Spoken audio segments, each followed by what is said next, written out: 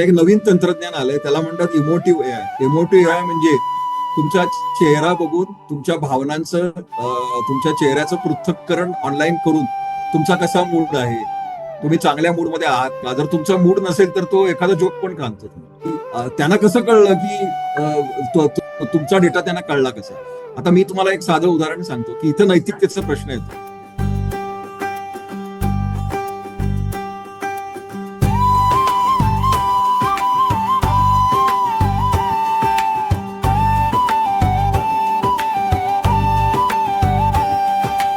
यशस्विता अलगद दे, अपयशातूनही यश घडवी. यशोशिखरी मन स्थिरवी. हाती असू द्या यश मिळवण्या. अशी अशी यशाची गुरु किल्ली. अशी अशी यशाची गुरु किल्ली. नमस्कार. यशाची गुरुकिल्लीमध्ये आज आपण परत भेटतो आहोत डॉक्टर दीपक शिकारपूर यांना. आणि IT मध्ये आत्ताच्या परिस्थितीत आणि बदलत्या काळात काय काय चॅलेंजेस येत आहेत आणि त्याच्याकरता नव्या पिढीकरता त्यांच्याकडे काय काय उत्तरं आहेत ह्याच्याबद्दल आपण आज चर्चा करणार आहोत. तर नमस्ते दीपकजी. नमस्ते. येस. मला एक गोष्ट सांगा की आत्ता सध्याच्या काळामध्ये IT क्षेत्रात अतिशय वेगवान अशा डेव्हलपमेंट बदल होत आहेत आणि विशेषतः AI आर्टिफिशियल इंटेलिजन्स आल्यानंतर हे बदल आणखीन वाढलेले आहेत असं म्हणतात. त्याच्यामुळे पुष्कळ लोकांच्या नोकऱ्या धोक्यात आलेल्या आहेत हेही ऐकू येत आहे. तर या सगळ्या गोष्टींबद्दल मला तुमच्याकडे ह्याच्याकरता काहीतरी सोल्युशन्स आहेत ती ऐकायची आहेत. आणि मला वाटतं आज अगदी रिसेंटली तुम्ही काहीतरी एक डेव्हलप केलेली गोष्ट तुम्ही लोकार्पण केलेली होती त्याच्याबद्दलही मला ऐकायला आवडेल. ठीक आहे, मग तुम्ही प्रश्न विचारा, ते ओघाने येईलच. होय होय, म्हणूनच म्हटलं की मला आवडेल पहिली गोष्ट ऐकायला की IT मधले हे चेंजेस जे होत आहेत त्याच्याबद्दल तुम्हाला काय म्हणायचं. एक तर हे क्षेत्र पहिल्यापासून सतत बदलत आहे. आता मी या क्षेत्रात जवळजवळ 41 वर्ष आहे. मी जेव्हा ITत प्रवेश केला तेव्हा IT म्हणजे इन्कम टॅक्स असं लोक म्हणत होते. त्या काळी लोकांना एवढं मोठं क्षेत्र गेलं असं वाटत नव्हतं. खूप कमी कॉम्प्युटर प्रोग्रॅमर्स असत. हे मी 80च्या दशकातलं सांगतो. आणि मी टाटा ग्रुपपासून माझं करिअर सुरू केलं. पण तेव्हापासनं कॉम्प्युटरकडनं माणसाचे कामं करून घ्यायचे प्रयत्न तेव्हा सुद्धा सुरू होते. फक्त या सगळ्या प्रयत्नांना वेग आला तो 20 वर्षानंतर, म्हणजे 2000च्या नंतर, जेव्हा इंटरनेट क्रांती आली आणि लोकांना या क्षेत्राची महती कळली. पण त्याच्या आधी सुद्धा असे थोडेफार क्रायसिस बरोबर शब्द नाही पण संकट आली होती या क्षेत्रात. म्हणजे तुम्ही कदाचित Y2K बद्दल ऐकलं असेल. हे 99 साली होतं. मग त्यावेळेला कोबोल प्रोग्रॅमर सगळे Y2K. मग 2000 साली अशी एक वावडी उठली होती की कॉम्प्युटर्स बंद पडतील अमुक तमुक. पण असं काही झालं नाही. आणि त्या कौशल्याची जी लोक होती ती पुढं त्यांना नोकऱ्या मिळेनाशा झाल्या. त्यामुळे हे पण संकट आलं होतं. आणि त्यावेळेला त्यांना आम्ही तेच सांगत होतो की तुम्ही अपस्किल करा. आणि या क्षेत्रात यशस्वी व्हायचा एकच मंत्र आहे की जुनं ते सोनं नाही, नवं ते हवं. त्यामुळं आता जे सध्या प्रचलित आहे ते कौशल्य जर तुमच्याकडे असेल तर तुम्ही डिमांडमध्ये आहात. तुमची शैक्षणिक पात्रता काय आहे, तुम्हाला SSC ला किती मार्क पडले, 12वीला किती मार्क पडले, याला काहीही महत्व नाही. तुम्ही आत्ताचा जो चॅलेंज आहे तो सॉल्व्ह करू शकता का नाही याचं उत्तर हो किंवा नाही मध्ये असतं. नाही असेल तर तुम्ही नाही. आणि मग जसं ओरॅकलनी 12,000 लोक काढले, कारण त्यांना असं वाटलं की काही लोकांच्याकडे त्यांना ज्या प्रकारे बिझनेस करायचा आहे फ्युचरमध्ये तशी कौशल्य नाहीयेत. तर आता हे प्रत्येक आयटी प्रोफेशनलनी स्वतःला हा प्रश्न विचारायचा की आपण रिलेव्हंट आहोत का, आणि जर तुम्ही रेलेव्हंट नसाल तर मग काय केलं की तुम्ही रेलेव्हंट व्हाल. यासाठी पण तुम्ही म्हणजे प्रोफेशनल. मला एक गोष्ट सांगा की पूर्वी म्हणजे 80च्या दशकामध्ये ज्या वेगाने कम्प्युटर आणि हे सगळं आयटी क्षेत्र वाढत होतं, बदलत होतं, तो वेग आणि आत्ताच्या गेल्या 1.5 दशकातला वेग याच्यामध्ये जबरदस्त तफावत आहे असं तुम्हाला आहे ना, वाटतं? म्हणजे आता तुम्ही हो म्हणजे गाडी आणि विमान याच्यात जो फरक आहे तसा फरक आहे. 80च्या दशकात सगळं छोटं होतं. हा म्हणजे सगळं क्षेत्रच छोटं होतं. म्हणजे आता तुम्हाला मी सांगतो की मी जेव्हा इंजिनियर झालो 80च्या हा. दशकात, तेव्हा पूर्ण महाराष्ट्र राज्यात 8 अभियांत्रिकी विद्यालय होते फक्त. ओके. आता पुणे शहरातच 40 खाजगी विद्यापीठ आहे, आणि पुणे विद्यापीठाशी अफिलिएटेड अजून एक शेकडो आयटी इन्स्टिट्यूट्स आहेत, इंजिनिअरिंग कॉलेजेस. त्यामुळं सप्लाय पण वाढलेला आहे. त्या काळात कसं होतं की सप्लाय पण कमी होता, जॉब्स पण कमी होते, आणि वेग पण कमी होता. म्हणजे सगळंच कमी वेगानं चालायचं, आणि ते त्या काळानुसार व्यवस्थित होतं. त्यावेळेला त्या काळात लोकांना पगार पण कमी मिळायचे, आणि त्या काळात हे अमेरिकेत जायचं फॅड हे 80च्या दशकात सुरू झालं, पण ते वेगानं नव्हतं झालं. नंतर बॉडी शॉपिंग सुरू झालं, आणि मग लोक डिस्प्लेस होत गेली कारण पगार जास्त मिळत गेले, आणि मग एक 88 ते 2005 पर्यंत एक पूर्ण पिढी ही आपण ब्रेन ड्रेन म्हणतो तशी गायब झाली. राईट. म्हणजे जवळजवळ 70 ते 80% संगणक व्यावसायिक हे प्रगत देशात गेले. त्यातलं प्रामुख्यानं नॉर्थ अमेरिका, म्हणजे अमेरिका, कॅनडा, मग UK, युरोप, थोडाफार प्रमाणात ऑस्ट्रेलिया, असं ते सगळं सुरू होत गेलं. पण या सगळ्यात परत मुद्दा हाच आहे की तुम्हाला अशा प्रकारच्या नोकऱ्या मिळत गेल्या कारण तुमच्याकडे त्यावेळेच्या लागणाऱ्या ग्राहकाच्या गरजानुसार कौशल्य होतं. हा. मग ते कायमच तो प्रश्न होता, आणि तेव्हा पण लक्षात ठेवा, तेव्हा सुद्धा नोकऱ्या जायच्या. ऍक्च्युली हे जे हायर अँड फायर कल्चर आहे हे अमेरिकन कल्चर आहे, की अच्छा. त्या काळात सुद्धा लोक कॉन्ट्रॅक्टवर घ्यायचे, कारण त्या लोकांचं मॉडेल असं होतं की परमनंट एम्प्लॉयमेंट वगैरे काही नाही, कॉन्ट्रॅक्ट रिन्यू. हा हा. म्हणजे तुम्ही 18 महिन्याचं 11 महिन्याचं कॉन्ट्रॅक्ट घ्यायचं. जर त्यांना वाटलं की तुम्हाला परत नोकरीवर ठेवायचंय तर ते रिन्यू करतील, मग टर्म्स बदलतील, कदाचित जास्त तुम्हाला पैसे पण मिळतील. पण त्यांना वाटलं की तुम्ही आता गरज नाहीये तर ते म्हणायचे कॉन्ट्रॅक्ट रिन्यूड नाही. याचा अर्थ काय की आता तुम्ही बेंचवर आहात, बेंचवर म्हणजे नोकरी नाही, मग आता तुम्ही शोधाशोधी सुरू करा. आता हे सगळे प्रकार त्यावेळेला पण घडत होते. म्हणजे आता जे घडतंय फक्त आता काय झालंय की आता ते मोठ्या प्रमाणावर रिलेटिव्हली घडतं, आणि याची अनेक कारणं आहेत. म्हणजे बरं, तुम्ही जो आधी ह्याच्यात प्रश्न AI हे कारण किती मोठं आहे आता आर्टिफिशियल हे कारण पूर्वी डिजिटल तंत्रज्ञान हे होतं. आता आर्टिफिशियल इंटेलिजन्स हे तंत्र गेले 5 वर्ष जोरात आलं, विशेषतः चॅटबॉट नंतर. आणि AI काय करायला लागलं की रुटीन कामं जी पूर्वी मानव करायचा, म्हणजे आता तुम्हाला आठवत असेल की 2003-4 साली कॉल सेंटर्स भारतात खूप आली, BPO म्हणायचे तुला. आता ते कॉल सेंटर्स गेली पूर्वी, कारण ते काम व्हॉइस ओव्हर एजंट्स करायला लागले. म्हणजे आपल्याला आता तुम्हाला सुद्धा बरेच वेळा प्रत्येकाला कॉल येतात की तुम्हाला लोन पाहिजे का, अमुक पाहिजे का. तर हे असे 98% कॉल मानव करत नाही, हे तुम्हाला सांगतो. फक्त आवाज असतो, पण कुठला तरी बॉट करत असतो. तर हे मला वाटतं आता ती बॉट एवढी इंटेलिजंट झालेली आहेत की तो बोलणारा बॉट आपल्या रिॲक्शन करता, रिस्पॉन्स करता थांबतो. मग आपला रिस्पॉन्स कसा आहे त्याप्रमाणे तो उत्तर देतो, आणि ऐकणाऱ्याला वाटतं खरंच माणूस बोलतोय म्हणून. हा, आणि त्याच्यात अजून एक गोष्ट आहे की आता एक नवीन तंत्रज्ञान आलंय, त्याला म्हणतात इमोटिव्ह AI. इमोटिव्ह AI म्हणजे तुमचा चेहरा बघून तुमच्या भावनांचं, तुमच्या चेहऱ्याचं पृथक्करण ऑनलाईन करून तुमचा कसा मूड आहे, तुम्ही चांगल्या मूडमध्ये आहात का. जर तुमचा मूड नसेल तर तो एखादा जोक पण सांगतो तुम्हाला, मी तुम्हाला एलिव्हेट करायचा प्रयत्न करतो. हे सगळं मानव करतो. थोडक्यात काय आहे की AI तुमच्या सहचारी किंवा मित्रासारखा काम करायला लागतं. तुम्हाला तो त्यामुळं त्याच्यात विश्वास निर्माण होतो.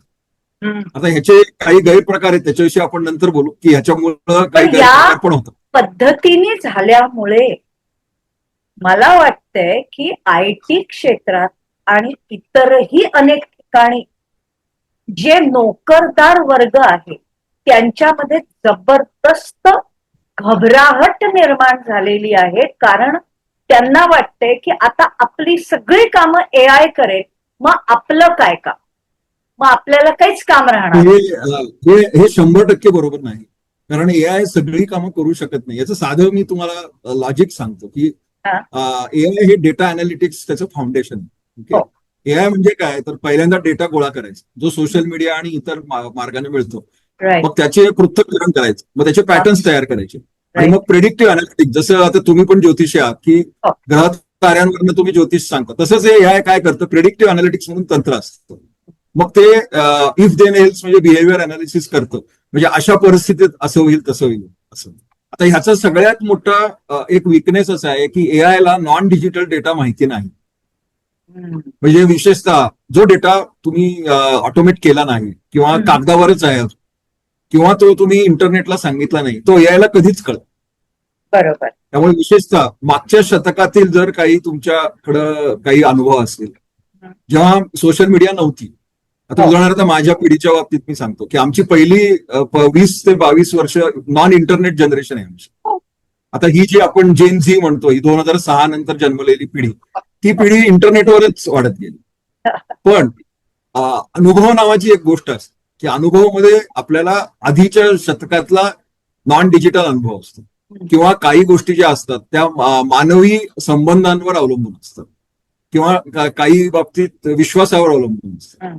आता तुम्ही डॉक्टर आहात म्हणून मी तुम्हाला सांगतो की बरेचसे रुग्ण एआय किंवा पूर्वीच्या साईटची मदत घेऊन सेल्फ डायग्नोसिस करतात हं. आणि आपल्याला अमुक अमुक झालंय, आणि ते बरेच रुग्ण मला असं सांगतात, डॉक्टर सांगतात मला की रुग्ण सगळं करूनच आलेला असतो की बहुतेक मला असं झालंय, तुमचं काय मत आहे, पण तरी शेवटी तो तुमच्याकडे येतोच ना, तो स्वतःच ट्रीटमेंट घेत नाही.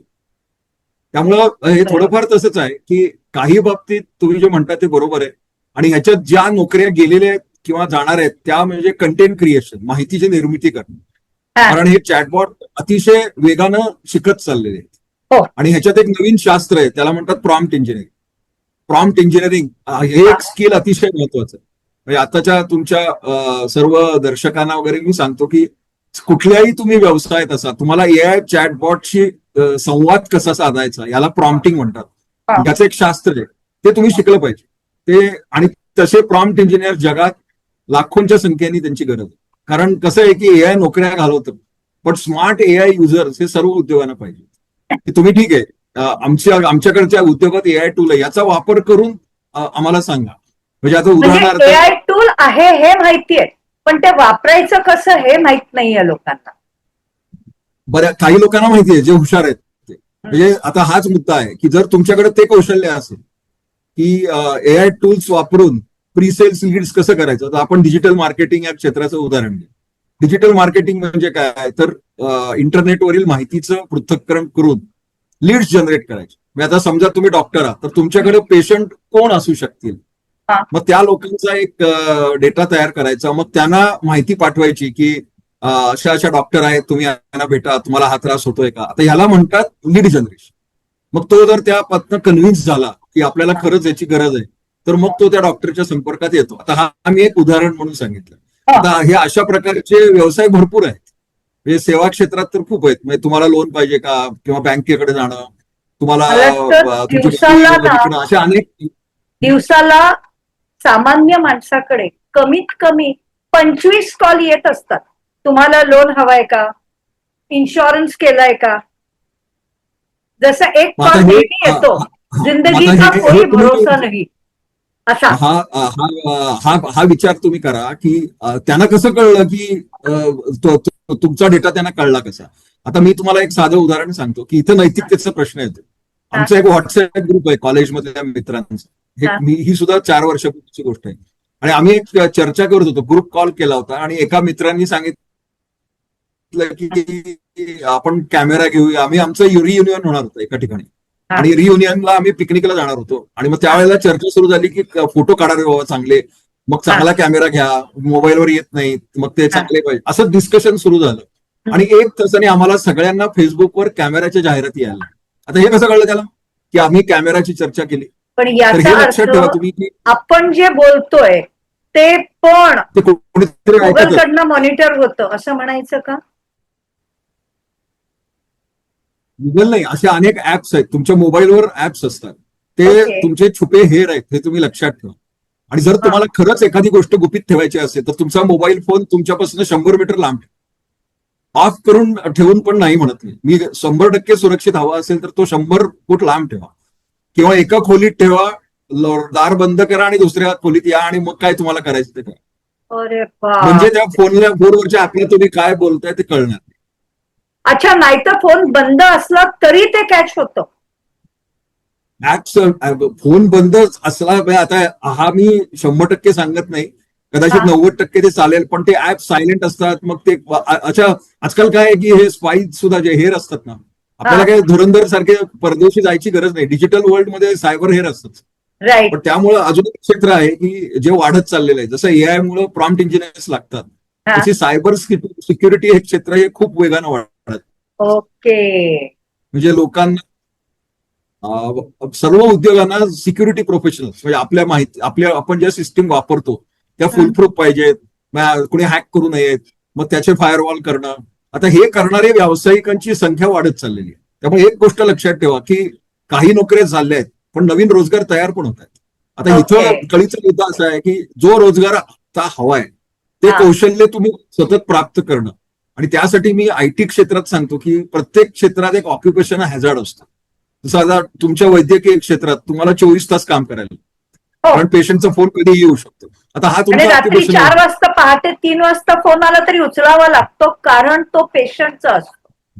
हा, मग आता उगाच हे कोणी कसं करत असतं की नाही. हा तुमच्या व्यवसायाचा भाग आहे. हो. तसंच आता आयटी मध्ये जर तुम्हाला सतत ऑन टॉप किंवा बिलेबल, आमच्याकडे 2च प्रकारचे लोक असतात, बिलेबल आणि नॉन बिलेबल.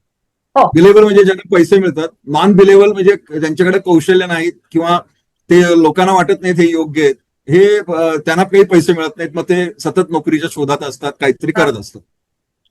आता तुम्हाला जर सतत डिमांडमध्ये किंवा बिलेबल आपण राहावं असं वाटत असेल तर तुम्ही फक्त कॉन्स्टंटली बघायचं, आणि त्यासाठी तुम्ही प्रोफेशनल करिअर काउन्सिलरची मदत घेऊ शकता.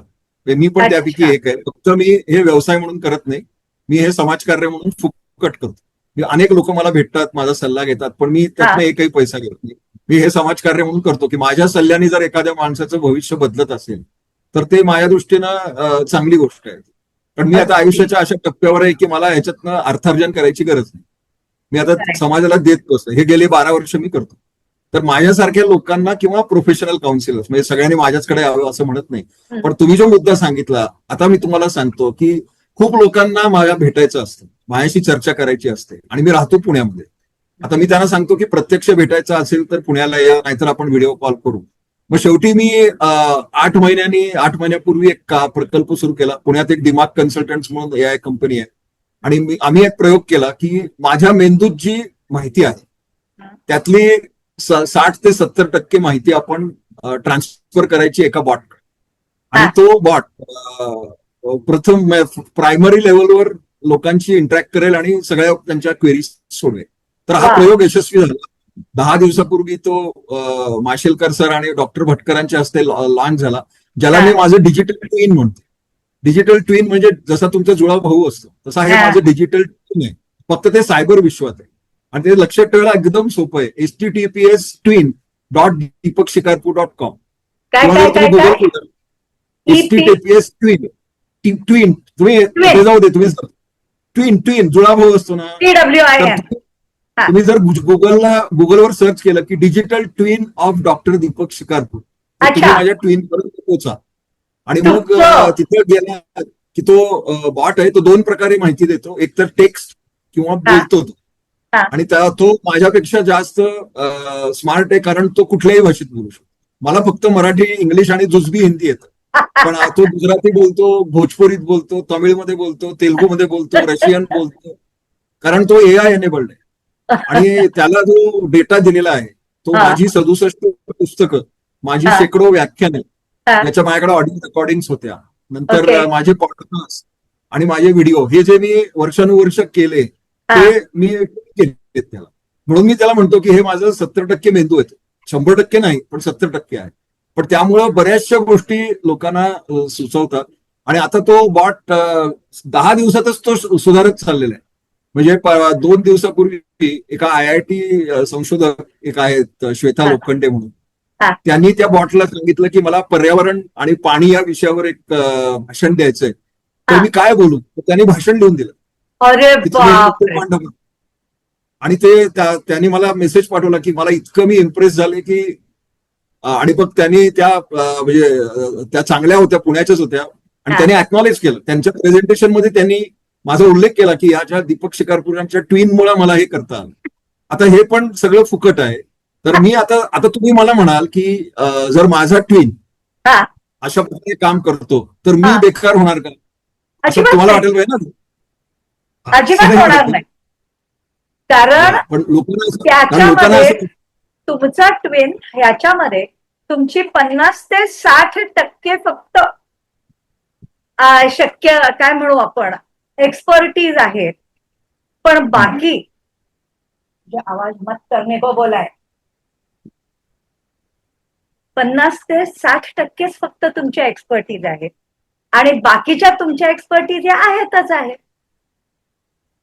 हा, मग आता तुम्ही हे जे असं म्हणता ना, आता हा मुद्दा आपण 10 मिनिटापूर्वी जे बोलत होतो की AI मुळे नोकऱ्या जाणार.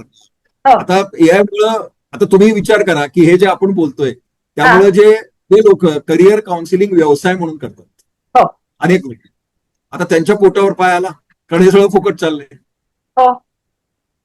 आणि मी असं म्हणतो की तो 70 ते 80% बरोबर सांगतो आणि आता तो सुधारत चाललेला आहे कारण मी फीड करत चाललोय.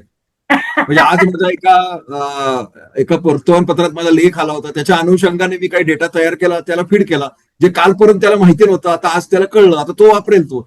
आणि त्याच्यामध्ये एक एक्सपर्टीज असा आहे की तो विविध प्रकारचे संच एका सेकंदात जोडू शकतो, जे वा. मानवी मेंदू करतो. म्हणजे एकदम पर्यावरण घ्या किंवा AI घ्या, सुरक्षा घ्या, हे सगळे पॉइंटर्स तो एकाच वेळेला जोडू शकतो, करेक्ट. पटकन करू शकतो. तर हे अतिशय वेगानं चाललेलं विश्व आहे आणि मी जगातला पहिला ट्विन आहे, पण लोकांनी आपापले ट्विन्स तयार करावेत असं मी लोकांना सांगते. तुम्ही करा. मला आवडेल ना, कारण माझंही पण पुष्कळ फक्त त्याला research एकच आहे. ज्ञान आपण पाहिजे बोलू की त्याच्यावर. तुम्हाला तुमचा डेटा डिजिटल उपलब्ध मोठ्या प्रमाणावर असेल तरच हे शक्य आहे. नसेल तर नाही. आणि आहे. माझी याच्यात दीर्घदृष्टी अशी आहे की माझ्या नंतर माझा ट्विन जिवंत आहे. बऱ्याच लोकांना Exactly. वाटतं ना मरावे परी कीर्तिरूपी उरावे, हम्म. पण आता तुमचा आता तुम्ही आध्यात्मिक आहात, म्हणजे तुम्ही म्हणता पुढचा जन्म वगैरे व्हॉटेवर. आता जेव्हा केव्हा आपला हा देव सोडून आपण जाऊ, हम्म. आपला मेंदू आपण घेऊन जातो वर, नक्कीच. पण माझ्या बाबतीत असं होणार नाही, कारण माझा मेंदू राहणार आहे इंटरनेट, माझा ट्विन Exactly. जिवंत राहणार. आणि तो विचार सगळ्यांनी करायला हवा की आपण म्हणजे मृत्यूपत्र करतो, इस्टेटी ठेवतो, हे करतो, पण मेंदू सगळ्या म्हणजे आपलं मला मेंदू सोडून वाटतं मृत्यूपत्रापेक्षा हा या प्रकारचं तुमचं ट्विन तयार करणं हे तुमचं हेरिटेज पुढच्या जनरेशनला ठेवण्यासारखं आहे. मग हा विचार मी केला आणि आता म्हणून मी तुम्हाला सांगतो की खूप चांगला विचार आहे हा तुमचा. सरांना दाखवलं की ते थक्क झाले, कारण आम्ही नंतर माहिती काढली की अशा प्रकारे ट्विन डेव्हलप करणारा एका विषयावरचा मी पहिला माणूस आहे. असे Wow. ट्विन्स आणि असे बॉट्स हे व्यावसायिक स्तरावर झालेले आहेत, गेले 4-5 वर्ष झालेले आहेत. पण ते हा. तुम्हाला लोन विकतात किंवा काहीतरी विकतात किंवा करिअर करा, अमुक करा, असं करा. हा. त्यांचा हेतू असतो की व्यवसाय करा, हो. म्हणजे विक्री करा. माझ्या बॉटचा व्यावसायिक नाही दृष्टिकोन, तुमची मदत करायची हा. आणि ती मदत सुद्धा फुकट आहे, त्याच्यात काही हे नाही, क्रेडिट नाही, तुमचंच आहे सगळं. हो. तुम्हाला फक्त माहिती देतो, बाकी काही देत नाही. माझ्याकडे जी माहिती आहे ती तुम्हाला देतो, तुम्हाला जर ती उपयुक्त वाटत असेल तर तुम्ही वापरा आणि याच्यात अर्थव्यवहार शून्य, आणि तुमचं जर भलं झालं तर मला आनंदच आहे त्याच्यात. करेक्ट. आता हे मी भौतिक जगात गेले अनेक वर्ष करतोय, आता मला 10x स्केल झालं. म्हणजे आता तुम्ही विचार करा की हा लॉन्च करून 12 दिवसात हा हा. जवळजवळ 40,000 लोकांनी जगभर वापरला. वाव. हा तंत्रज्ञानाचा फायदा आहे आणि विविध देशातनं, जपान, सिंगापूर, जर्मनी, विविध भाषातनं, तमिळ घ्या, मी तुम्हाला सांगितलं ना की AI तंत्रज्ञानाचा आम्ही सकारात्मक वापर केला, हो. की ते मल्टीलिंग्वल लँग्वेज ट्रान्सलेशन अतिशय फास्ट करू शकतो. होय. म्हणजे आता तुम्हाला म्हणून मी सांगतो की भाषांतर करण्याचा व्यवसाय हा जवळजवळ नष्ट झालेला आहे. म्हणजे जर आपण फक्त चांगल्या प्रकारे भाषांतर करणारे असाल, आणि हा. मला असे लोक माहिती आहेत पुण्यामध्ये की जे एका पेजवर 200-300 रुपये वगैरे लावतात. पण तरीही भाषांतर आणि गुगल म्हणजे ह्या पद्धतीने झालेलं भाषांतर याच्यामध्ये इम्प्रूव्हमेंट बदल पुष्कळ फरक नाही, असतो. तुम्हाला एक मी सांगतो की AIToolsDirectory.com नावाची एक वेबसाईट आहे. अतिशय हा, हा. सोपी आहे. आता ती जशी आपली टेलिफोन डिरेक्टरी असायची ना पूर्वी, त्याच्यामध्ये हा, हा. नंबर आणि ऍड्रेसेस वगैरे असायचे. हा, आता ही AI टूल्सची डिरेक्टरी आहे जगातल्या, अच्छा. आणि ते प्ले स्टोर आहे, तिथं अनेक AI टूल्स आहेत. आता तुम्ही जे सर्वमान्य टूल आहेत, ChatGPT, जेमिनी वगैरे, ते म्हणजे AI नव्हे, हे मी आत्ताच सांगतो. अशी विशेष टूल्स डेव्हलप झालेली आहे ट्रान्सलेशनसाठी, विशेष अच्छा. भाषांची. जसे आता तुम्ही डॉक्टर म्हणता ना की स्पेशलायझेशन झालेली आहे, हम्म. म्हणजे ऑर्थोपेडिक सर्जन ऑफ लिम्ब, असे तुमच्यात कसे स्पेशलायझेशन आहे तसं AI मध्ये पण झाले. विशिष्ट विषयाचे स्पेशलाइज टूल्स आहेत, ती तुम्ही वापरा, आणि ती त्यातली बरीचशी फुकट पण आहे. ती AI टूल्स डिरेक्टरीवर जाऊन तुम्ही बघा, ती हा, हा. डाउनलोड करा आणि तुम्ही स्वतः सजग व्हा. कारण मी अशी बरीच टूल्स वापरलेली आहेत. आणि आता तुम्ही जे म्हणता आपण भाषांतराचं म्हणतो, त्याच्यात एक तंत्र आलेलं आहे, त्याचं नाव आहे लँग्वेज टेक्नॉलॉजी. लँग्वेज पुण्यात एक टेक्नॉलॉजी, त्याचं शॉर्ट फॉर्म आहे लँगटेक. ओके. आता ही लँगटेक आहे ना, त्याची एक पुण्यात एक फिडेल नावाची एक कंपनी आहे कल्याणी नगरला, ती जपानमध्ये विशेषतः ऑपरेट करते. आणि ते 300 भाषांमध्ये भाषांतर अतिशय मोठ्या प्रमाणावर चांगल्या प्रकारे करून देतात पटकन. हो. म्हणजे एक उदाहरण दिलं, पण इतर हा. पण अनेक टूल्स आहेत. आता तुम्ही जो म्हणता ना, आता तुमचा जर भाषांतराचा व्यवसाय असेल आणि तुम्ही जर हा. 10 लोक ठेवली असतील, हा. तर तुम्हाला आता त्यातली 8 लोक लागणार नाहीत. तुम्ही काय करा, AI या टूल्सची भाषांतर बघा आणि ती बरोबर. मॉडिफाय करा. म्हणजे Perfect. जसं तुम्हाला आता पूर्वी एक आमच्याकडे एक्झिक्युटिव्ह असिस्टंट नावाची टर्म होती. आता मी पूर्वी जेव्हा लेख लिहायचो तेव्हा मी त्या माणसाला फोन करायचो, हम्म. मग तो मुद्दे लिहून घ्यायचा, मग तुम्हाला लेख आणून द्यायचा, मग मी ते करेक्ट करायचो. आणि एक लेख लिहायला 2000 शब्दाचा आम्हाला 4 दिवस लागायचे. नाही, मग आता आता मी- तर तो 5 मिनिटात होऊन 5 मिनिटं पण लागत नाही. हा, पण 2 5 मिनिटात मिनिटं नाही, होतं. मी एक तास अशासाठी म्हणतो की मला तो लेख ड्राफ्ट म्हणून येतो, पण मी त्याच्यात सुधारणा करतो, कारण मला त्याच्यात माझी स्टाईल इम्बेड करायची. अजून Correct. त्या टूल्सना दीपक शिकारपूर स्टाईल कळलेली नाही. हा. माझी एक विशिष्ट स्टाईल आहे, मग ती मी स्टाईल त्याच्यात टाकतो. त्याला मला एखादा तास लागतो, पण तरीही हा, 4 4 दिवस दिवसाचा 1 तास झाला हा ना. मोठा फरक आहे. बरं, मला मग आता आणखी ह्याला एक म्हणतात- गोष्ट सांगा आता, की आता सध्याची परिस्थिती, म्हणजे मी म्हणते युद्ध परिस्थिती, ह्याच्यामध्ये आपण असं ऐकतो की काही कंट्रीजमध्ये त्यांनी IT आणि सगळं इंटरनेट जॅम करून टाकलं, कनेक्टिव्हिटी बंद केली, लोक ह्या सगळ्या ज्या गोष्टी कानावर येत आहेत आणि हे जे त्याच्यामुळे तुम्ही पण म्हणताय ना, IT हे क्षेत्रात झालेला हवं आता याच्याबद्दल हे काय? हे व्हायची थोडीफार शक्यता आहे. याचं एकच कारण की इराण, UAE मध्ये जे डेटा सेंटर्स आहेत, हा. आणि आपलं हे बघा, हा AIचा सगळा डोराला डेटा सेंटरवर आहे. हो. आणि ही डेटा सेंटर्स विशेष देशांमध्ये आहेत. आता हा. भारतीय कंपन्या काय करतायत की पूर्वी डेटा सेंटर्स प्रगत देशांमध्ये होती, कारण तिथं किंमत कमी होती. हा. पण कसं असतं की डेटा सेंटरला काही जमीन लागत नाही, त्याला कॉम्प्युटर स्पेस लागते. आणि बरोबर. त्याच्यात NVIDIA नावाची कंपनी लीडर होती, मार्केट हा. लीडर. आता यांची डेटा सेंटर्स विशिष्ट देशामध्ये आहेत. आता लोक काय म्हणतात की आमच्या देशात, माझ्या गावात ठेवा डेटा सेंटर. हा.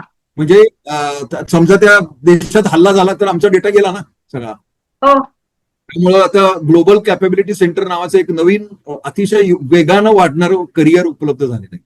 महाराष्ट्रामध्येच 2-3 हजार GCC आहेत, ग्लोबल कॅपॅबिलिटी सेंटर. पुणे हे Okay. एक भारताचं हब आहे. पुण्यात हा, हा. 600हून जास्त, नंतर संभाजीनगरला आहेत, इतर पण शहरात होत आहेत. म्हणजे हा, तुम्ही लक्षात ठेवा की एक नोकरी गेली AI मुळे, पण ही हा. नोकरी तयार नाही का झाली.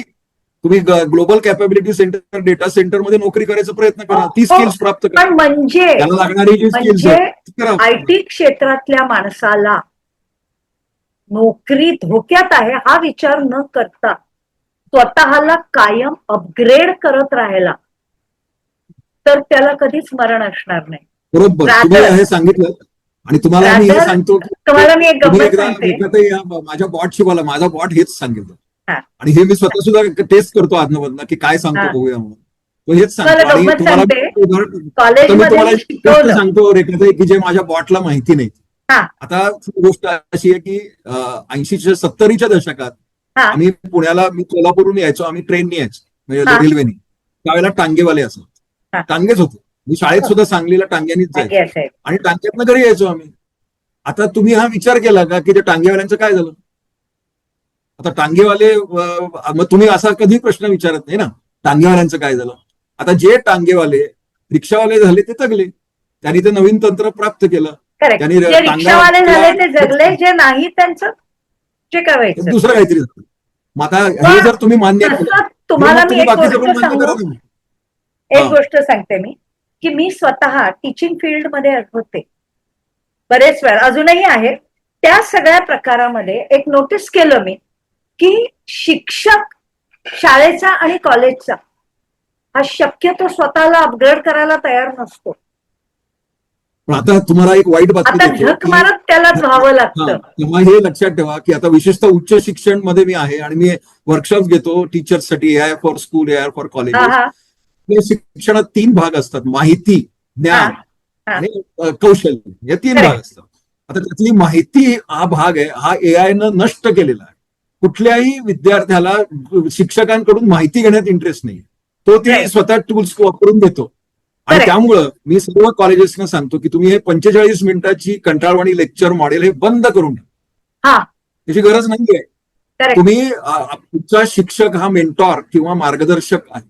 करेक्ट. मग तो सांगेल की हे तुमचं सिलेबस आहे, तुम्ही असं हा. असं वाचून या, असं हा. असं अद्यावत होऊ नये. आणि आजकाल मुलं तेच करतात, ते एआय टूल्स वापरतात, माहिती घेतात आणि शिक्षकाचं ज्ञान किती आहे स्वतः व्हेरीफाय करतात. म्हणजे हा खरं सांगतोय का. मग असं जर असेल That's तर the तुम्ही हा जो आता ह्याच्यात मी अजून एक उदाहरण देतो की टोमॅटो हे फळ आहे, ही माहिती आहे. हा. बरोबर आहे. आता हे शिक्षकांनी सांगायची गरज नाही, नाही. हे विद्यार्थी आपोआप शिकेल. पण टोमॅटो जरी फळ असलं तरी ते फ्रूट सॅलेड करताना वापरायचं नाही, याला म्हणतात अनुभव. हो. आणि चांगलं फ्रूट सॅलेड करता येणं याला म्हणतात कौशल्य. आता हे जे शेवटचे जे 2 भाग आहेत ना, ते शिक्षण संस्थेचं आणि शिक्षकांचं काम आहे. आणि Correct. शिक्षकांनी सुद्धा स्वतःला अपडेट करायला पाहिजे. त्यांनी सुद्धा सतत, आता मी रोज 2 तास शिकतो. मी ऑनलाईन लायब्ररीचा मेंबर आहे, मला न्यूज लेटर येतात, मग मी चर्चा करतो, टेट टॉक्सला जातो, काही मी कंडक्ट पण करतो. पण Right. या वयात सुद्धा मी शिकतो, कारण मला माहिती आहे की थांबला तो संपला. आणि मला जर रेलेव्हंट राहायचं असेल तर मला स्वतःला अपडेट ठेवलं पाहिजे. आता मी एका कार्यशाळेत गेलो होतो, मला एक शिक्षक म्हणाला की सर मी गेले 20 वर्ष तेच शिकवतो, तेच सिलेबस आहे, तेच ठेवलेलं आहे. मग त्यांनी मला विचारलं माझं काय होईल. मी त्याला त्या शेजारी, आमच्या शेजारी सुदैवाने जिथं मी सांगत होतो तिथे एक वैकुंठ नावाची जागा आहे. वैकुंठ म्हणजे तुम्हाला माहितीये काय आहे हा. ते अंत. मी त्याला म्हटलं की बाबा रे, तुला वैकुंठात जायची वेळ आलेली आहे शिक्षक म्हणून, कारण तू जर अद्यावत नाही ठेवलंस. कारण त्यामुळे या लोकांच्यामुळे काय होतं ना, आता मी बघितलं की मी कुठल्याही विद्यापीठाला दोष देत नाही, पण हा. शिक्षक त्यांना जे येतं तेच सिलेबसमध्ये टाकायचा प्रयत्न करतात. हा. तर मला येत नाही तर मी कसं टाकू. हा एक महत्वाचा पॉइंट आहे. आपण जग, आता आयटी कंपनी आणि जग काही तुमच्या ज्ञानाप्रमाणे चालत नाही. तुम्हाला जग काय चालतं हे ज्ञान आणि चालीरीती शिकणं महत्वाचं, आणि ते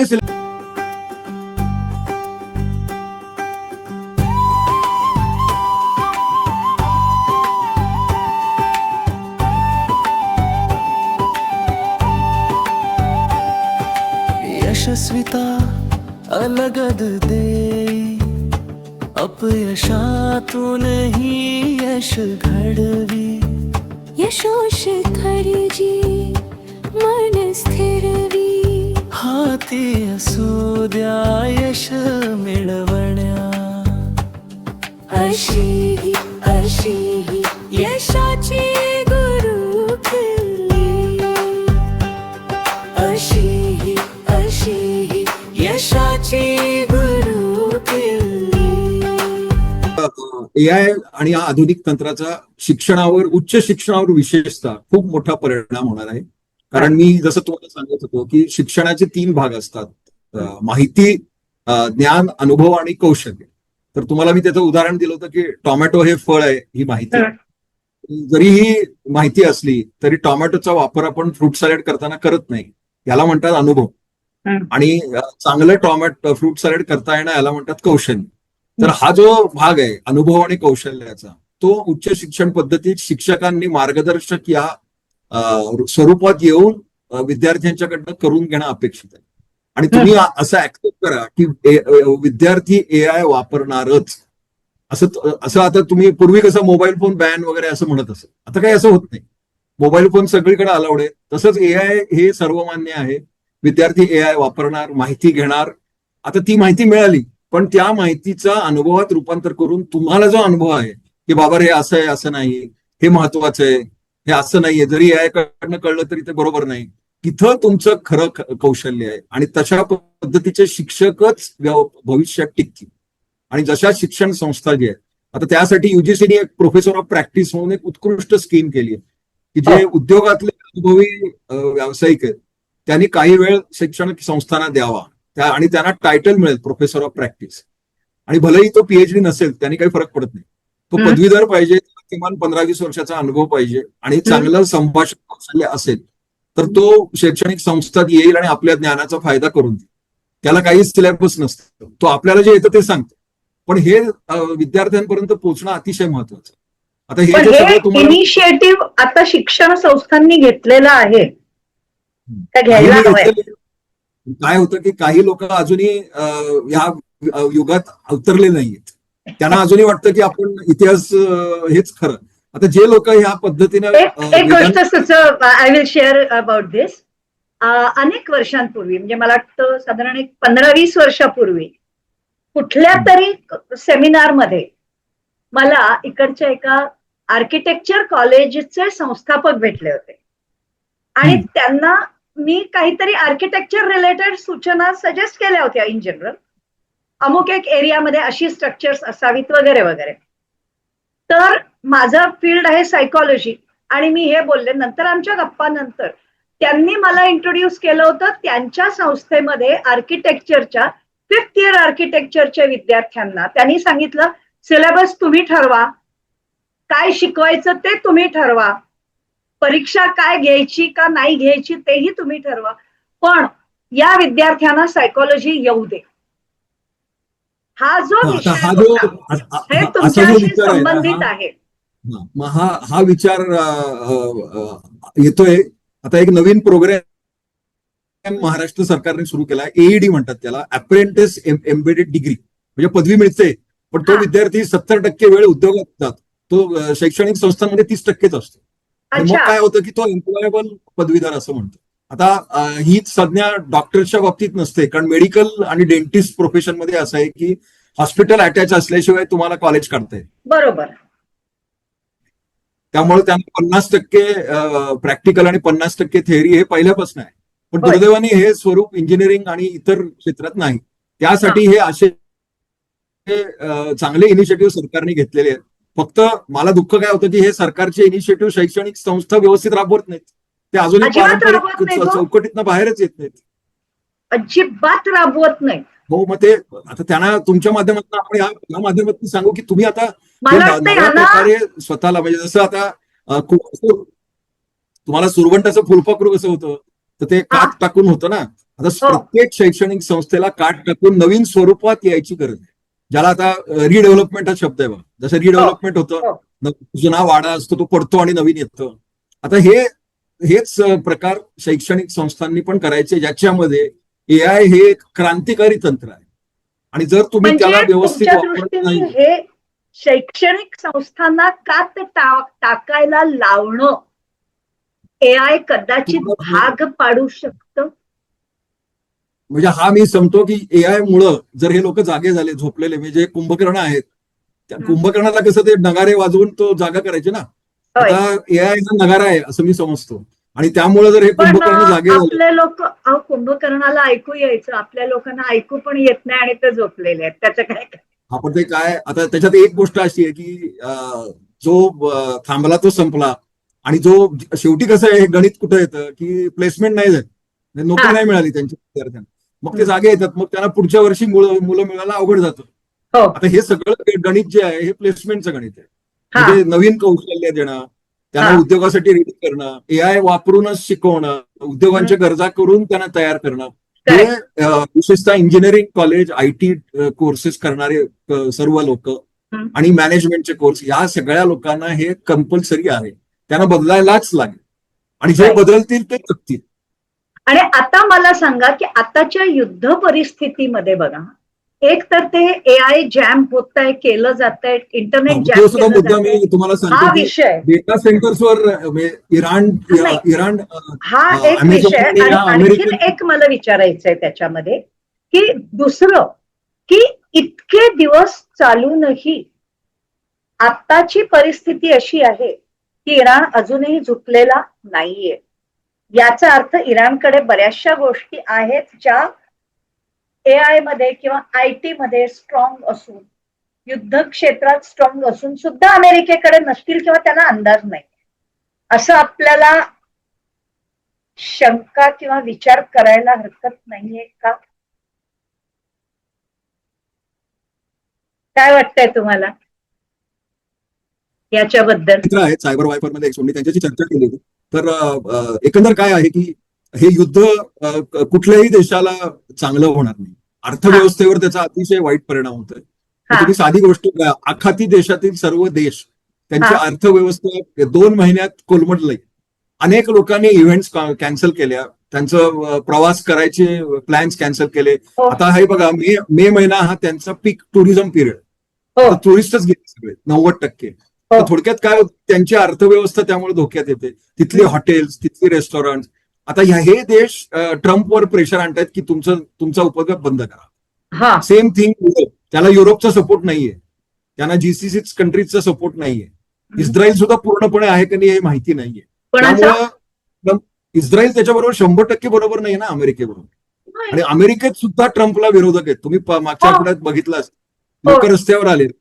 त्यामुळं एक अशा आपण बाळगायला हरकत नाही की एप्रिलच्या अखेरीस हे युद्ध कदाचित बंद होऊ शकतं, कारण अर्थव्यवस्था त्याशिवाय रुळावर येणार नाही. पण हे झाल्यानंतर गोष्टी सर्व मान्य आणि सुरळीत व्हायला किमान 8 ते 9 महिने लागतील.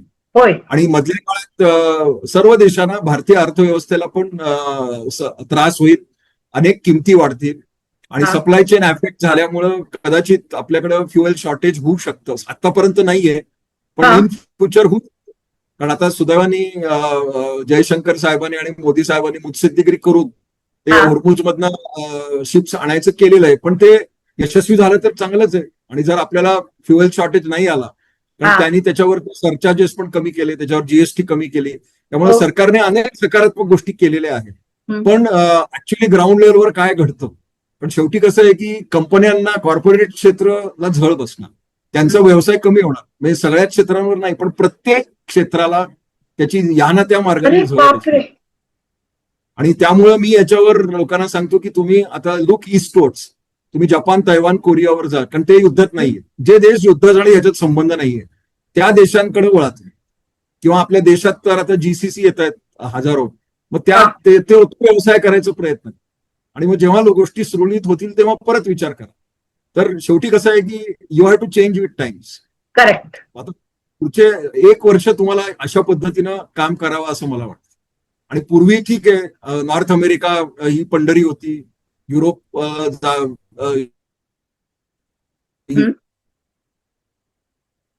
पण आता आणखीन एक नवीन वेव म्हणजे UK ही पंढरी होती, पण आता तसं राहिलेलं नाही. काही लोक झाला ना. आता आणखीन एक मी विचारते की आताच्या काळाची गरज, लोकांनी गावामध्ये जावं, develop the villages and make villages self sufficient, हा जो एक विचार चाललाय, हा विचार खूप वर्षापूर्वीचा आहे. पण आता कसं आहे की आपल्याकडे पायाभूत सुविधा हा मोठा प्रश्न आहे. चांगले रस्ते, 24 तास वीज आणि चांगले तिथं इंटरनेट, या जर 3 गोष्टी असल्या. आता तुम्हाला मी एक सांगतो की अनेक IT कंपन्या ब्लेंडेड मॉडेलवर आहेत, म्हणजे भारतात आहेत, पुण्यामध्ये पण आहेत. ब्लेंडेडचा अर्थ असेल की तुम्ही ऑफिसला 1च दिवस यायचा आठवड्यात, तुम्ही उरते 5-6 दिवस तुम्ही प्रोजेक्टवर कुठेही काम करा. ते कुठेहीचा अर्थ घर नाही. तर लोकांना आता एक नवीन टर्म आलेली आहे, it is called staycation. Vacation plus, म्हणजे ते चांगल्या ठिकाणी जातात, महाबळेश्वर, गोवा वगैरे, तिथं राहतात रिसॉर्टमध्ये, तिथं 8 तास काम करतात, उरलेला वेळ व्हेकेशन, म्हणून त्याला स्टेकेशन म्हणतात. तर अशा प्लेसेस पण तयार झालेले. आणि हे प्रकार म्हणजे हे काळानुसार बदललं ना. हे पूर्वी असं नव्हतं, कोविडच्या आधी तर हे काहीच नव्हतं. सगळे लोक कामावर जायचे, ट्रॅफिकमध्ये अडकायचे वाटेवर. आता त्यांना लक्षात आलं की हे प्रोडक्टिव्ह मॉडेल आहे. वर्क फ्रॉम होम हे कोविडमुळे आपल्याला समजलं की या कार्यपद्धतीचे फायदे. मग ते बऱ्याच लोकांनी वापरलं. अनेक लोक म्हणतात की मी आता 6 दिवस येणार नाही, मला काहीतरी काम आहे, पण मी वर्क फ्रॉम होम करू. मग शेवटी उद्योग काय विचार करतो की माझं काम तर होतंय आणि हा. त्यांचे ओव्हरहेड्स कमी होतात. कारण शेवटी वर्क फ्रॉम होम मध्ये काय होतं की वीज आणि इंटरनेट तो घरनं वापरतो ना, कंपनीचं हा. वाचतं ना सगळं. हो. बऱ्याच लोकांनी ऑफिस स्पेसेस कमी केले. हा. म्हणजे आता मी असं सांगतो की आता हा एक म्हणजे बऱ्याच भागातली कमर्शियल इन्फ्रास्ट्रक्चर कमी झाली किंवा बंद पडली, कारण ती लोकांनी ऑफिस स्पेसेस बंद केली. की पूर्वी किंवा बरोबर. डाऊनसाइज केली. पूर्वी जर तुम्हाला 20,000 स्क्वेअर फूट लागायची, तर आता तुम्हाला 20 नाही लागत, 5,000तच काम होतं. हो. आणि गरज पडली तर मग आपण कुठेतरी हॉटेलमध्ये कॉन्फरन्स घेऊ आणि चर्चा करू. त्यासाठी कॉन्फरन्स रूम कशाला पाहिजे? करेक्ट. पूर्ण त्याचं इन्फ्रास्ट्रक्चर करून ते पडणं. तर हे मी तुम्हाला उदाहरण म्हणून काय सांगितलं की एक कोविड नावाचं संकट आलं, त्यातनं आपण बाहेर पडलो, पण आपण नवीन कार्यपद्धती अवलंबली. तर आता Correct. प्रत्येक संकटातनं असंच होणार. आता अजून 2-3 वर्षांनी आपण भेटलो तर मी तुम्हाला सांगेन की ही एक नवीन कार्यपद्धती आता या म्हणजे वॉरमुळे आता आली. जे लोकांना संकट वाटतंय, हम्म. म्हणजे युद्ध परिस्थिती आणि एआय मुळे आलेलं रिव्होल्युशन, ही दोन्ही हम्म. लोकांना संकट वाटतंय. ते पुढच्या वेळेला काही वर्षांनी they might call it as a blessing in disguise. Not all, पण सम पीपल.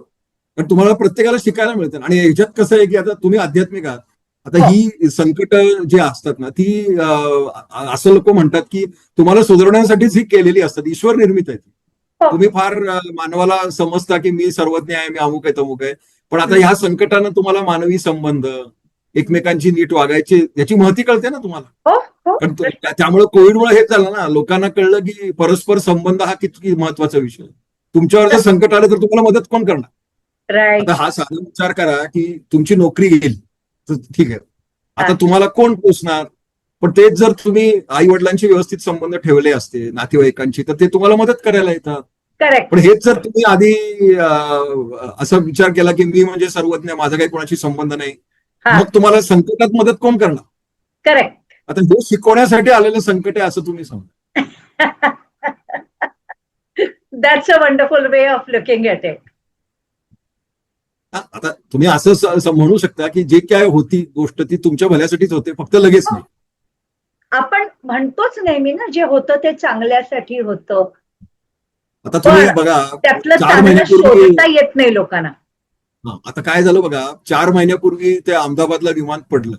हो. आणि एक फॅमिली होती, ती कुठनं तरी गुजरातमधनं चालली होती आणि मधल्या काळात त्यांचं व्हेकल फेल गेलं आणि त्यांना एअरपोर्टवर पोहोचता आलं नाही. त्याचा त्यांना इतका त्रास झाला हा. की आपलं विमान बुडलं, आम्हाला लंडनला जायचं होतं, अमुक होत होतं, त्यांनी शिव्या दिल्या. हा. आणि तिथं गेल्यावर त्यांना कळलं की जे घडलं ते चांगलं झालं ना, आपलं जीव वाचला त्यामुळे. पण ते मधले 2 तास जेव्हा त्याला ते ट्रॅफिक जॅम आणि किंवा जे काय त्यांच्यावर संकट आलं होतं, त्या काळात ते ईश्वराला शिव्या देत होते की काय रे, तू आमचं फ्लाईट बुडवलंस, आता आमचं असं कसं होणार, मग तिथं जाऊन मी काय करू आणि हे करू, असे विचार त्यांच्या मनात होते. पण तेच लोक 4 तासांनी परमेश्वराचे आभार मानत होते की बरं झालं बाबा, मला तू या विमानात नाही बसवलंस. That's so तर true. अशा गोष्टी घडू शकतात. आता बघूया का ह्याच्यातनं काय निष्पन्न होईल. पण शेवटी माझा मेसेज असा आहे की तुम्ही अपस्किल व्हा, विशेषतः जर तुम्ही आयटी व्यवसायात असाल हम्म. तर कुठली कौशल्य हवीत त्याचा अभ्यास करा, ती स्वतः प्राप्त करा. त्यासाठी व्यावसायिक मदत घ्या. अनेक डिस्टन्स एज्युकेशन प्रोग्राम्स आहेत, सर्टिफिकेशन्स आहेत, ती घ्या. आणि त्यासाठी काही वाटलं तर इंटर्नशिप घेऊन आपला अनुभव वाढवा आणि मग नवीन नवीन बिलेबिलिटीचे पर्याय शोधत बसा. आणि आणखीन एक मी विचारते की अपस्किल होताना पण सामान्य माणूस किंवा कुठच्याही व्यवसायातला माणूस आताच्या तंत्रज्ञानाप्रमाणे एआयची मदत घेऊन कुठची स्किल्स आत्ता डेव्हलप करणं गरजेचं आहे काळानुसार, याच्याबद्दल हे गायडन्स मिळू प्रत्येक शकतो का? बघा, आता मी अनेक व्याख्यानं विविध व्यावसायिकांसाठी दिलेली आहेत. म्हणजे सिमेंट मॅन्युफॅक्चरर्स किंवा मॅन्युफॅक्चरिंग इंडस्ट्री, बँका, म्हणजे 2 तर मी सरकारी अधिकाऱ्यांसाठी केले, म्हणजे आपल्या राज्य शासनात. ओके. त्यांच्यामुळे एआयमुळे त्यांच्यात फरक काय पडतो. तर प्रत्येक व्यवसायाला हे शोधायची गरज आहे की आपल्याला आता स्मार्टर वे ऑफ वर्किंग कसं करता येईल एआय. एक्झॅक्टली. आणि मग कुठली कौशल्य, आणि हे कसं आहे की प्रत्येक व्यवसायाच्या गरजा वेगळ्या आहेत. हो. म्हणजे जे तुमचं जे क्षेत्र आरोग्याचं आहे त्याच्या गरजा वेगळ्या आहेत, हम्म. आता तुम्ही हा विचार करा की कोविड काळामध्ये तुम्ही व्हर्च्युअल इंटरॅक्शन करतच होता ना. हो, कारण पेशंट तुमच्याकडे येऊ शकत नव्हता, पण हे पूर्वी नव्हतं. फोनवरतीच पण आता व्हर्च्युअलच होत होतं. म्हणजे आता ते 50 पेशंट्सना मी फक्त फोनवरती सल्ले देऊन आयसीयू मधनं बाहेर काढलेलं आहे कोविडच्या पेशंट. पण हे कोविडच्या पूर्वी असं शक्य नव्हतं ना. लोकांना वाटत होतं की हे शक्यच नाही असं. तुम्हाला Exactly. तुमच्या समोरच येऊन बसायला लागेल. आता इथं तुम्ही जसं तुम्ही व्हर्च्युअल झूम वगैरे शिकलात, तसंच एक तुम्ही एआय टूल स्वतः तुमच्या व्यवसायासाठी लागणार ज्याच्याकडे माहिती असेल, आणि आता हा. मी नंतर तुमच्याशी वेगळं बोलतो, तर तुम्हीच हा. तुमचं डिजिटल ट्विन तयार करा हा. की जे तुमची प्रॉडक्टिव्हिटी 100 पट करेल. हम्म. म्हणजे आता जर तुम्ही दिवसाला 10 पेशंट्स बघत असाल, हा. तर तुम्ही ट्विन वापरून 1000 करू शकता असं. आणि तो शेवटी काय होईल की शेवटच्या स्टेजला तो तुमच्याकडे, पण पहिले 80% भाग जो आहे म्हणजे माहिती सांगणं, हा. तो करत राहील, सांगत जाईल असं कर तसं कर, आणि हो. मग शेवटच्या स्टेजला तुमच्याकडे. त्यामुळे तुमचा नंबर नाही का वाढणार. प्रश्नच आता नाही. हे जसं तुमच्या बाबतीत आहे, हे प्रत्येक कन्सल्टंटच्या बाबतीत, आर्किटेक्टच्या बाबतीत आहे, व्हॅल्युअर्सच्या हम्म. बाबतीत आहे, तसंच आहे ना. तर तुम्हाला तुम्ही एआय व्यवस्थित वापरला. आता जे लोक ड्रॉइंग करतात किंवा ड्राफ्टिंग करतात, अनेक एआय टूल्स आहेत, त्याला तुम्ही स्पेक दिलं की ड्रॉइंग तयार, मग ते तुम्ही बदला. हो. अशा प्रॉडक्टिव्हिटीच्या अनेक प्रकारचे पैलू आहेत त्याच्यावर. हा. म्हणजे हे सांगण्यासाठी तुम्ही नक्कीच या प्रत्येकाचा वापर करा.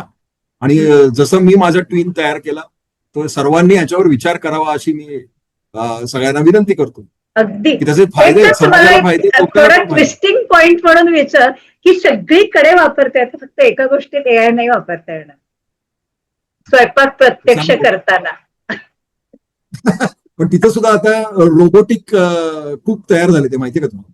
काय? रोबोटिक म्हणजे एआय नाही, रोबोटिक. एआयचं पुढचं आवृत्ती म्हणजे robotics. रोबोट. हा. मग आता असे होम रोबोट्स तयार केलेत. आता हा जो मस्क नावाचा माणूस आहे ना, उपदेवापी माणूस, हा. तो याच्यावर काम करतोय. तो ह्युमन स्किन पण देतोय त्याने. आणि त्यांनी तर एका आर्टिकलमध्ये तुम्ही गुगल करू शकता की तिथं त्यांनी लोकांना सांगितलंय की तुम्ही हाडामांसाच्या बाईशी लग्न करू नका, ती तुम्हाला त्रास देईल. पण जर तुम्ही माझ्या रोबोटिक कंपॅनियन असं नाव दिलंय, तिच्याशी लग्न केलं तर तुमच्या पद्धतीनं वागेल. आणि आता तो तर त्यांना युटरियस देऊन तो म्हणतो की you can reproduce babies also with that. हा असं काहीतरी चाललेलं आहे त्याचं, विचित्र काहीतरी सुरू आहे. अरे बाप. त्यामुळे एआय नाही, पण एआय विथ रोबोटिक्स या अनेक गोष्टी होणार आहेत. म्हणजे आता तुम्ही अच्छा. लक्षात घ्या की आपल्याकडे मेड सर्वंट असते, पण हो. कोविड काळात लोकांनी रोबोट घेतले ना. वॉशिंग मशीन आलं, प्राप्त झालं. मग आता लोक त्यावेळेला व्हॅक्युम क्लिनर वापरायचे. रुंबा नावाचं एक अतिशय पॉप्युलर होतं.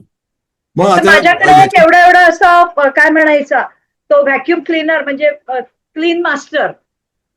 तो मग आता तुम्ही असा घरात विचार फिरत करा की राहायचा. तुमच्याकडे जी हाऊस हेल्प येते, हा. तिला जर तुम्ही हे शिकवलं, तर ती हा. घर साफ करायला समजा 1 तास लावत असेल, तर ती 20 मिनिटात नाही का करणार ते काम.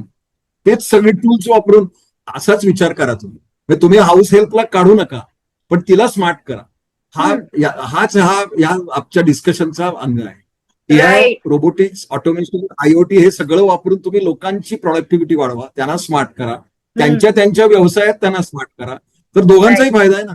म्हणजे ती व्यक्ती जी एका दिवसात फक्त 6च घरं करू शकते, ती 20 घरही जाऊ शकेल. Why not? उत्पन्न वाढेल आणि तुमचं काम लवकर होईल आणि क्वालिटी पण वाढेल ना. कारण कसं आहे की एखाद्या व्यक्तीने घर साफ करणं आणि रोबोटिकने करणं ह्याच्यात थोडासा फरक आहे. कारण काही प्रश्न. ठिकाणी तो रोबो जातो कोपऱ्या बिपऱ्यात, जिथं काही व्यक्ती जाऊ शकत. तर हे संलग्न करणं हेच आपलं जीवन आणि व्यवसायाचं स्वरूप आहे असं मला वाटतं. राईट. अगदी. आणि मला वाटतं की हा मेसेज घेऊन आपण आज थांबूच शकतो.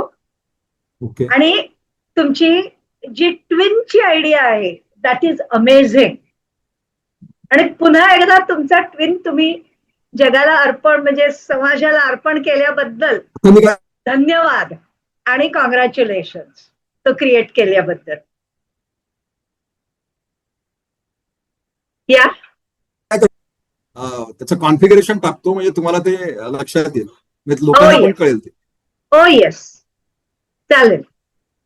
That will be amazing.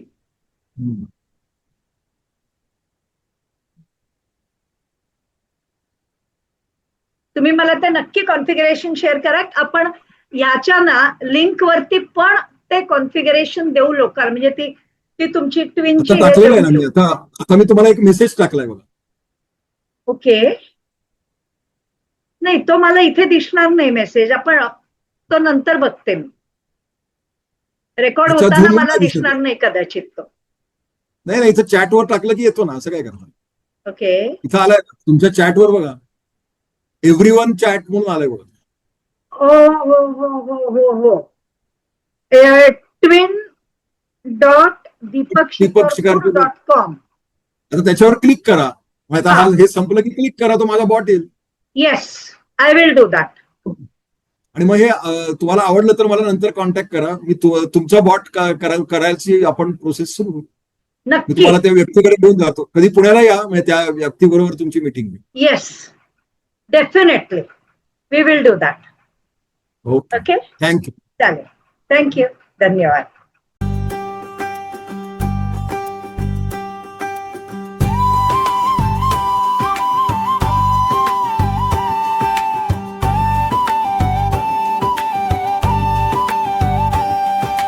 Yashasvita अलगद देई अपयशातूनही यश घडवी यशोशिखरी जी मन स्थिरवी.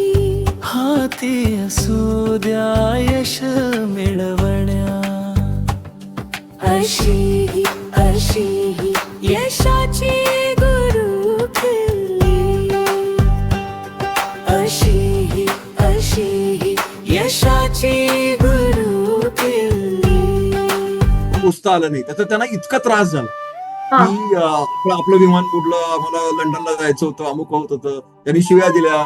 आणि तिथं गेल्यावर त्यांना कळलं की जे घडलं ते चांगलं झालं ना, तो जीव वाचला. त्यामुळं काही नोकऱ्या झाल्या आहेत, पण नवीन रोजगार तयार पण होतात.